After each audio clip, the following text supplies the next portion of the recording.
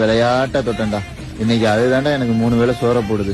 நீங்க என்ன வேணா படிங்கடா, ஆனா ஒரே ஒரு தொழிலை கத்துக்கங்கடா. அதுதான்டா கடைசி காலத்துல ஏதோ ஒரு சமயத்துல நம்ம இக்கட்டான சூழ்நிலையில கை கொடுக்குண்டா. அனுபவத்துல சொல்றேன், வீட்டுல உள்ளவெல்லாம் விட்டுட்டு போயிருவான்.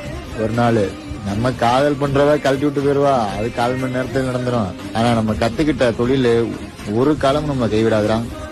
என்னைக்கா இருந்தாலும் அது காப்பாத்தும். முடிஞ்ச அளவுக்கு ஒரே ஒரு தொழிலை கத்துக்குங்க. அது என்ன தொழிலா இருந்தாலும் பரவாயில்ல.